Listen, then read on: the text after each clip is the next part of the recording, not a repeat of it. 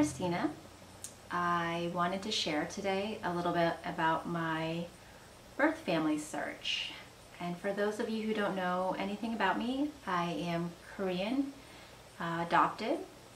My parents are white. I have 3 siblings, 2 older brothers and a younger sister, all of whom are Korean adopted as well. I initiated a birth family search about 5 years ago, and more than 5 years since I've searched, and they were found. And today I just wanted to share a little bit about my process with that. What I would have wanted to know at the time, things I wish I would have thought more about or considered or done, not done. So that's what we're going to talk about. So a little bit about why. And when I say, so let's back up. So birth family search, I refer to specifically pertaining to international adoptees. So not so much if you just didn't know a birth mother or a birth father, but you grew up with the rest of your family. It's really for the international adoptee sector. So like myself, I grew up not knowing anyone whom I was biologically linked and until I found my birth family. But so that's really what I'm referring to as far as birth family search. So a little bit about why I wanted to search. And if you're an adoptee, an international adoptee, I'm sure you've thought about this at some point or another, and I'm sure yeah, the thought of searching and kind of finding out about your origins and your birth family members is definitely a common interest, a common curiosity. So I certainly had that growing up. I certainly wanted to, know if I had any, know if I looked like my siblings. I knew I had siblings because my records indicated that, but I wanted to know if I shared any commonalities with anyone, physically or personality or anything like that. So definitely there were those common curiosities there. But as I got older, because I didn't search until I was 29, so I did that right before my 30th birthday. And for me, it was really just, I wanted to live without regret, and I wanted to be able to look back 20, 30 years from then and not wish I would have done a search. And so if I, later in life, if I wanted to and decided to search and let's say they were found but somebody had passed away, or that it was, a missed opportunity, basically. So that's the main reason why I wanted to search. Growing up, I feel like even though I had a lot of hardship, I feel like there was definitely a lot of racial tension, I guess, within myself. I grew up in rural New England, a very small town, almost 100% white except for my family. The school I went to was a union school, so it combined a lot of small towns to make one big high school, and it was 99.9% white, right? So everyone I knew, everyone in my personal life, everyone in my academic life, pretty much everyone was white. I did some extracurricular activities that were in the more urban setting, which was still pretty rural in my state, and I met some other, ironically, Korean adoptees there. And actually one of those girls is still my best friend today, and that was a really good friendship to have. It was a really important one. It was this common bond that I hadn't really had with anyone else, and we had the same struggles, we could identify on so many levels. So that's now looking back, it was such a saving grace, for sure. I mean, at the time it was like, oh great, this is a friend that looks like me, kind of, also has white parents and also goes to a white school and probably shares some of the same hardships that came with. So I'm really thankful for that, having that growing up. But anyway, all that being said, obviously I knew I was different. I knew I looked different. It was definitely pointed out to me by my peers and by, yeah, just people in the community, people growing up. And, you know, for better or worse, it definitely wasn't all good things. Like, it was racial slurs, there was a lot of racial, like, just ignorance, like, and for a lot of these people, I'm sure my family, my siblings and I were the only people of color that they'd ever met in real life.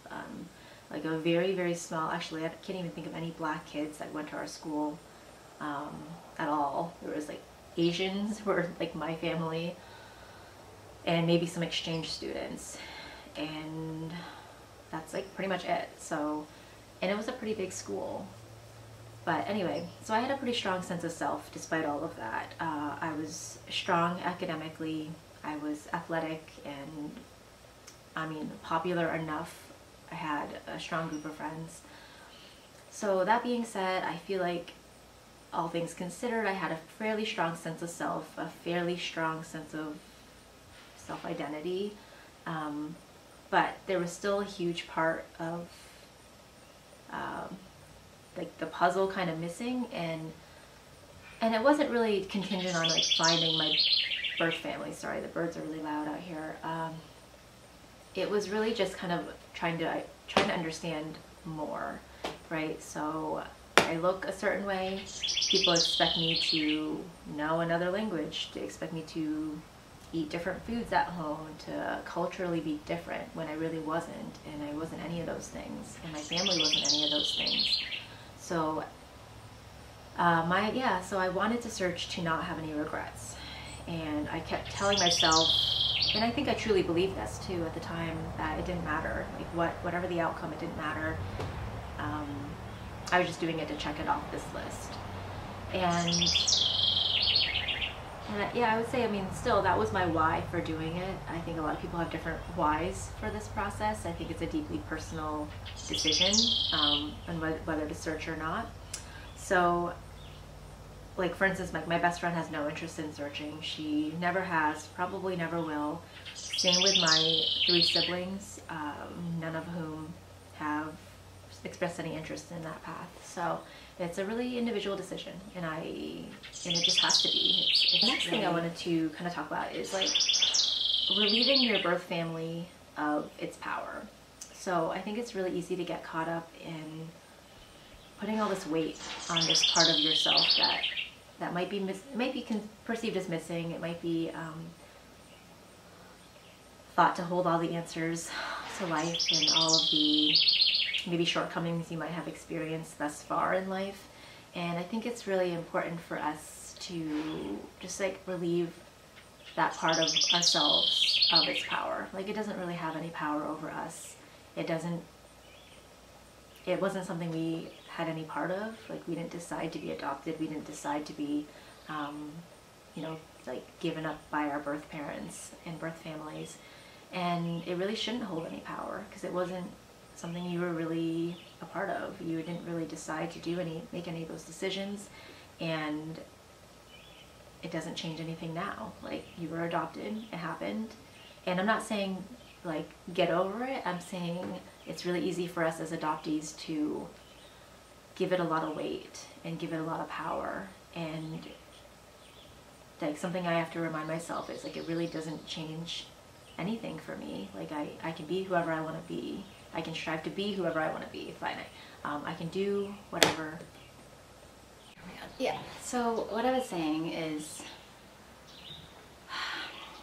yes, it's very easy to get caught up in this process. It's easy to put your life on hold almost. I know when I had initiated the search, I was constantly checking my email. I was constantly waiting for this life-changing news to come about that they were found, and that it was, and I guess I had this vision in my mind that it was going to be a certain way, right? And fantasizing about what kind of impact that would have on my life. And it was very consuming, and it was very, probably to a point of unhealthy.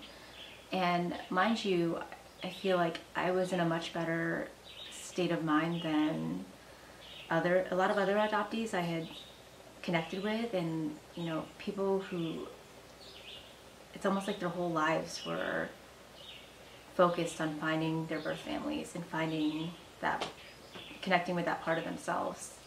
And they weren't really living now, or like, you know, at the time.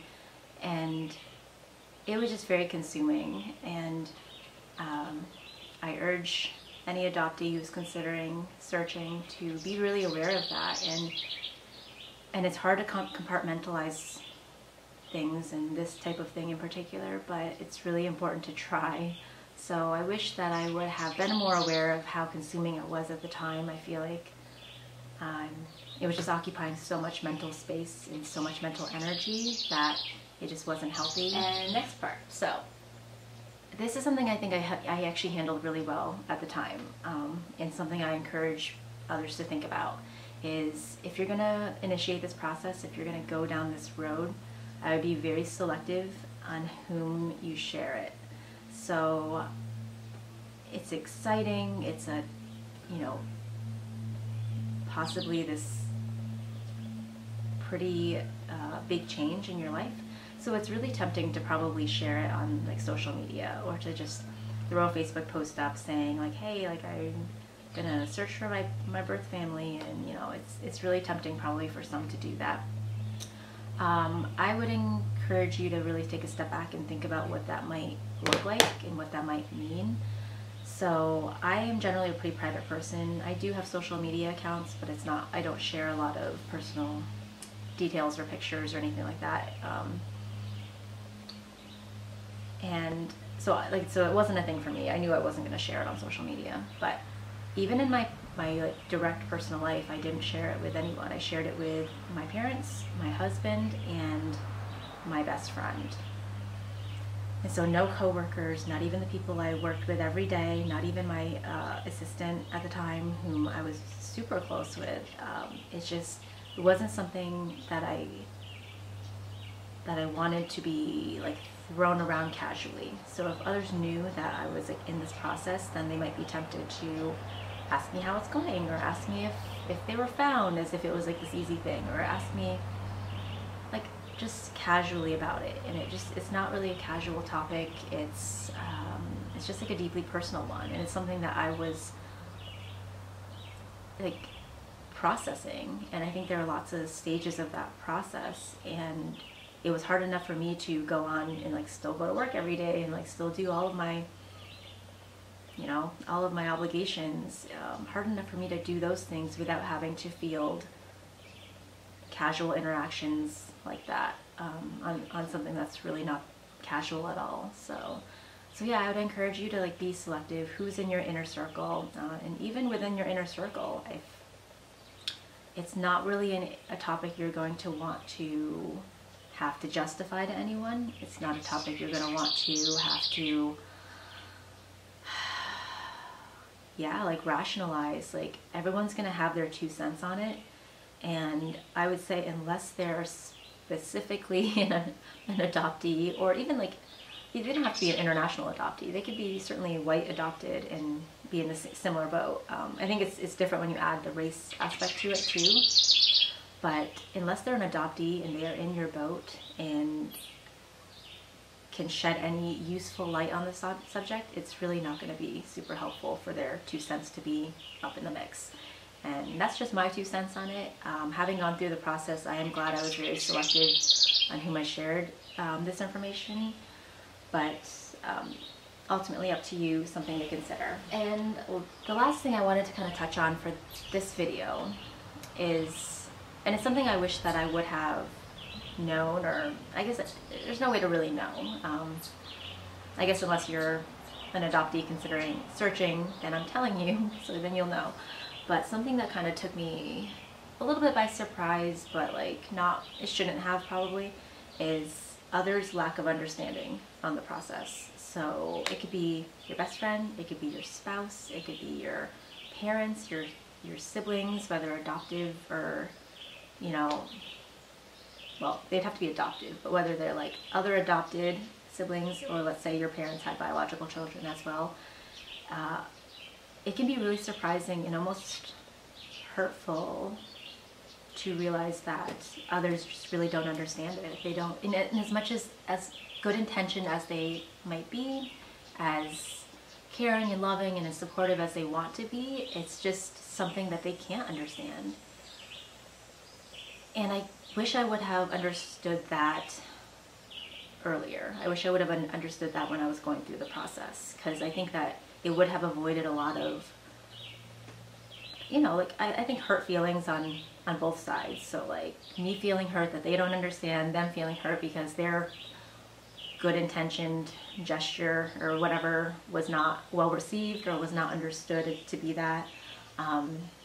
So I think it would have really alleviated a lot of pressure on both sides, because in my situation, in most people's situations, you're gonna do this once. It's not like it's not like there's like a training manual on how to handle this. So everyone's trying to navigate it. Everyone's trying to figure out what's right, what's appropriate, what's not appropriate, what's helpful, what's not helpful, and nobody really knows. And I think my family and my husband, I think everyone has the best of intentions and had the best of intentions, and me too. You know, like I obviously was figuring out how I felt about it and how I should feel about it. So I think that's something really important to like just understand that others won't understand, and that's okay, and it's part of the process. And once everyone realizes that not everyone has the same understanding of this, it'll be much smoother and much easier for everyone.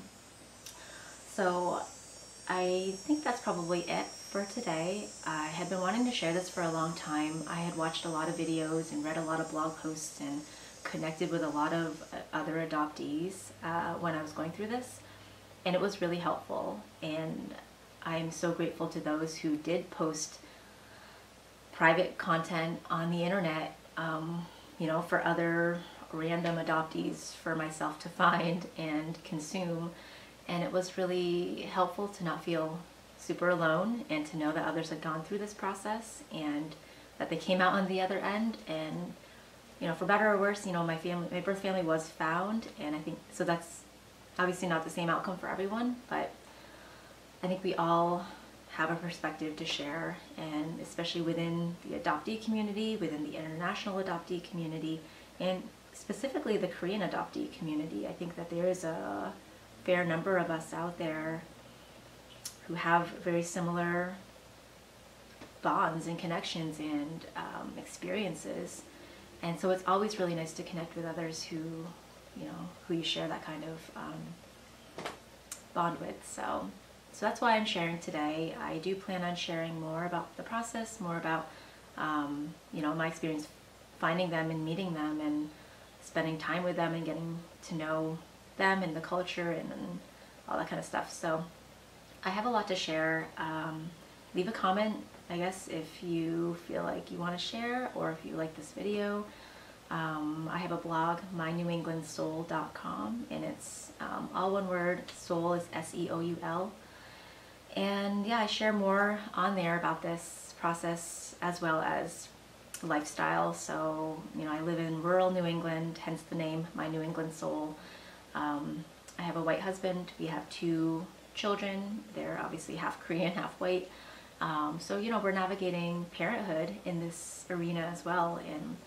And we live in a very white community. And I think that's a little bit of a struggle, but it's something, you know, we consciously made that decision to do. And so I share a lot of that stuff on the blog. I do plan on making some more videos about my experiences, and yeah, so I would love to connect with you all. So leave me a comment or reach out on my blog. Thanks so much for watching.